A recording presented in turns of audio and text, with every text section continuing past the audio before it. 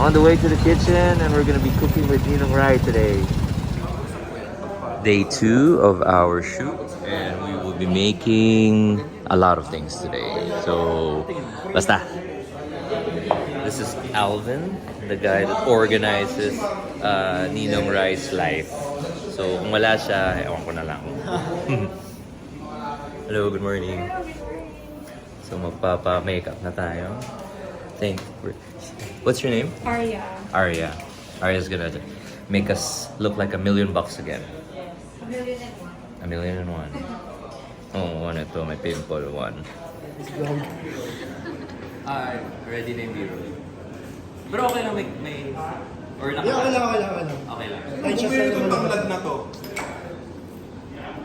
Daming dahon. Pero ang galing mo pa rin. Sino yung nagpadala ng mga baboy na to? Oy! Kanino galing tong baboy na to? Nagpadala mo yung araw-araw. Yeah. Okay. So, guys, i-prove lang natin sa kanila na yung baboy nyo sobrang sarap. At yung oven na to actually is very, very good. So, salt, pepper lang.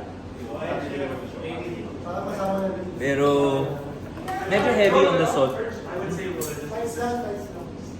And yung pinakamagandang baboy, meron akong kinakainan sa Bacol or sa amin na I drive 1 hour and a half para lang sa liempo nila. Ang nilalagay nila, iyaw. Pero yung, example, ito yung charcoal. Yung ganito kalayo siya sa... Halos nakadikit na? Oo. Tapos manipis yung cut nila, parang ganito. Tapos tostado yung labas. Tapos yung nilalagay nila, salt, pepper, red seed, calamansi. Yun lang. Ganun Tapos- kalapit yung grilling, medyo nakakatakot din. Yung kanilang... ano to? Convection broil. Okay. Lagay mo siya sa 350 or lagay na natin sa 400 para mabilis. Convection broil, so taas lang ang heating element niya. Oo. Pero meron siyang heating element sa baba eh. Pag may coil sa baba. Meron. Electric to, di ba?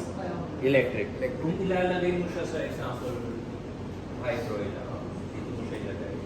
Crack. Baka ano to? Pero gusto ko may hangin. Kaya convection broil. Si broil sa taas na talaga. Yes. So anyway. Convection roast ako mamaya para pantay. Oo.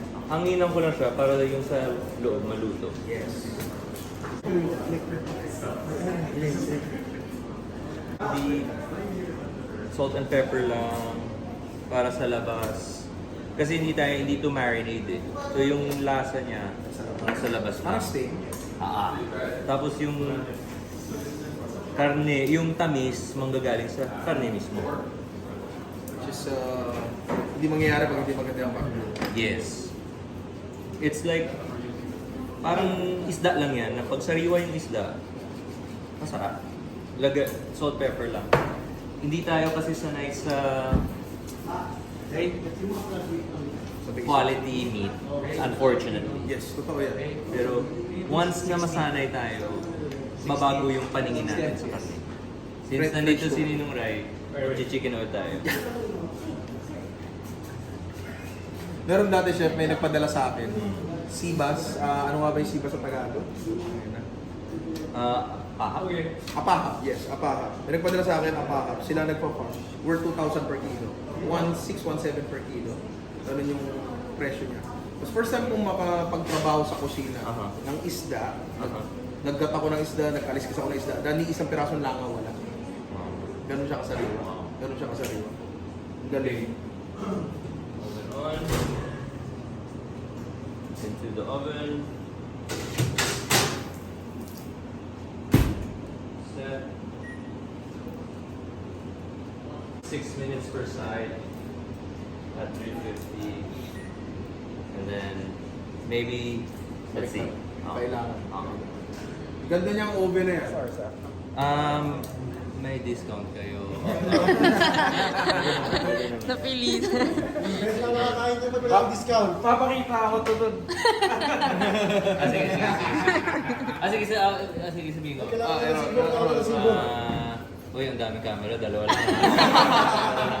Ako, Dito lang, dito lang. Pakita nyo, Ito lang. bigyan nyo sila ng isaw. Isaw lang. Kati or Chef Kim. Ito.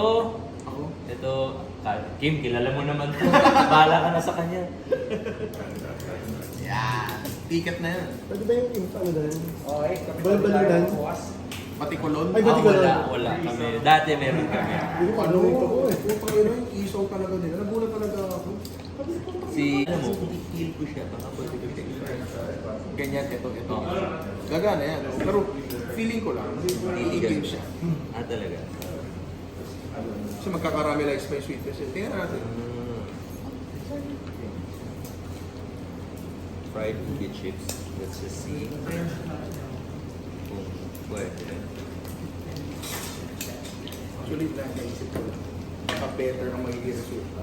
Kung ipopoach muna natin sa acid sa Check it out. Oh my gosh. No?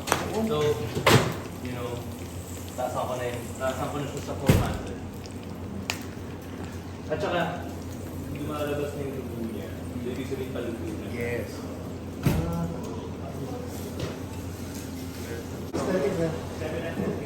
Alin, yung combi niya? Taga naman yan.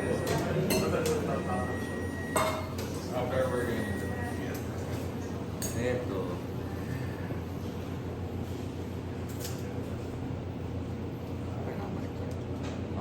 Sides. Ngayon, i-medium broil mo siya. Pero 2 minutes. Hindi na kailangan chop yun. Nakakatamad mag-chop eh. Chop. Ito si Umana. ube chips. What? What? Pwede siya. Pati Na ako. Ube siya.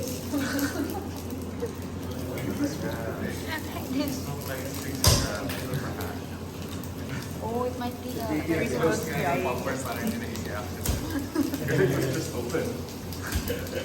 Pero yung ube chips, gawa tayong seasoning na salt and sugar. Salt and sugar. May nakita ako dati. So, nakalimutan ko sa kung nakita yun. Gumawa muna siya ng caramel. Hard crack. Oh. Kinaramelize niya yung asukal. Natigas niya. Tapos, dinurog niya ulit ginawa niya asukal. So, para siyang, hindi siya brown sugar, pero caramel sugar siya. Which is, wala lang, ang galing na. Dami application. Siya plated.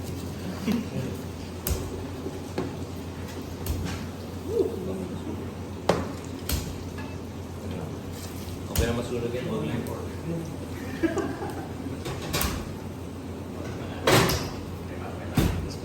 Parang nilalaro lang.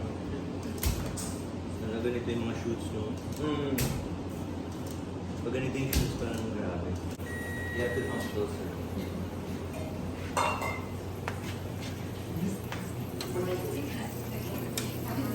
Ay, bilat iba. Sorry po.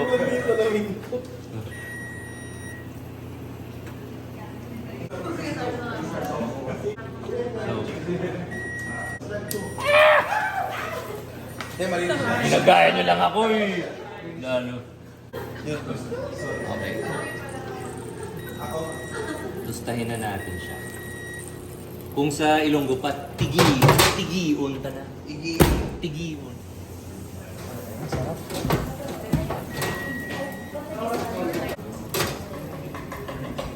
Ilapit pa siya. Para tutos na talaga. Hindi ka nahirap. Hindi pa.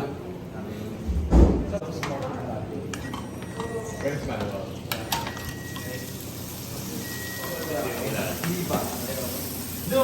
Hindi. Ano kasi siya? 5 ghosts pa siya. Okay. Hindi pa siya... Kaya talaga yung pag di pa nagagamit.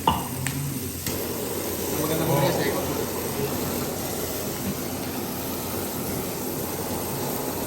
Side ko pa. Ay, ginamit ko yung chicken oil mo ah. Choppy. Parang ka nasa swimming, alam mo yung may na swimming.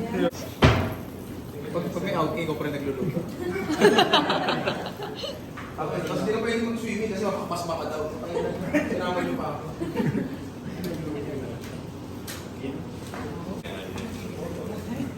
Yan, sauce na.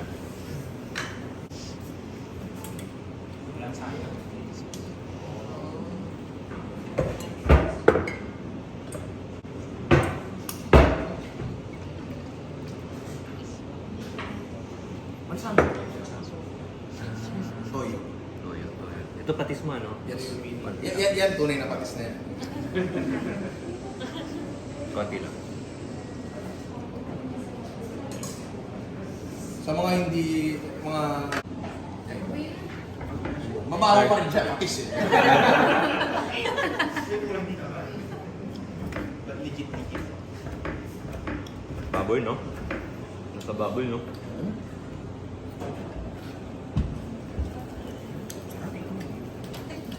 Hindi pa ako nagsabi go, so huwag mo muna kayo.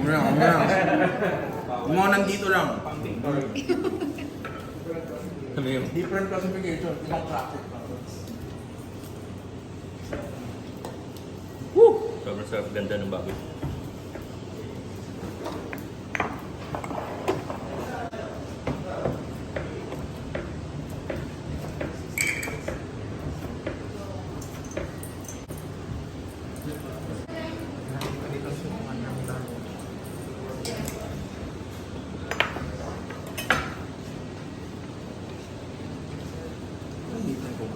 Baby, oh.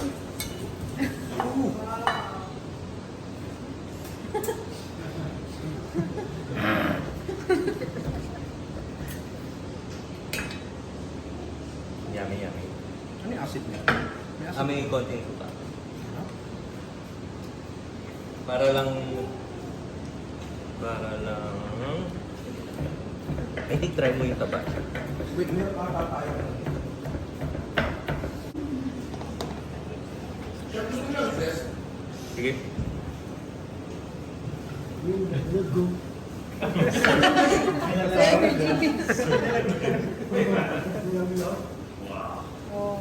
Dito na natin grater. Grater done. Nalatag na ang baka dito. Sige, naglatag yung mga gamit natin. Yung grater, saan yung... Nandito ba? Chef. Ay. Saan? Makatanga ka naman.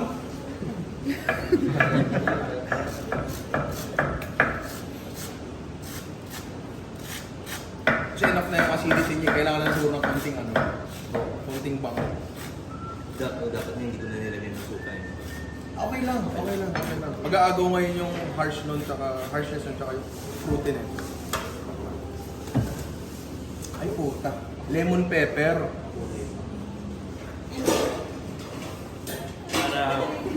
Para hindi kayo lahat mabibigin.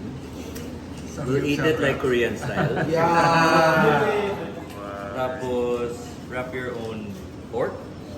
And then, just smother it sa oil.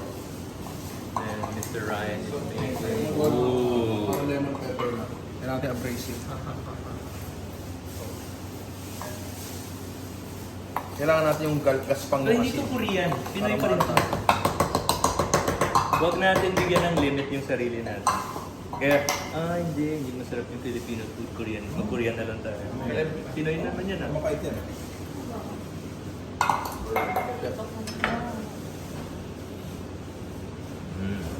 Wow!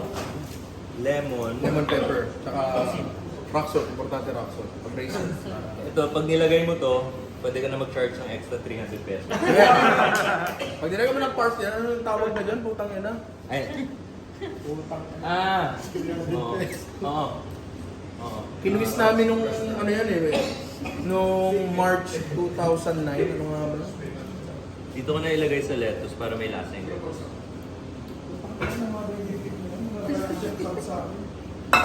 So, ganito. Pork. Gremolata, yes. Pork. Yung spices. Paminta. Konting tubig. Ryan, one big bite. And please follow him. Here you go. Direct. Sir,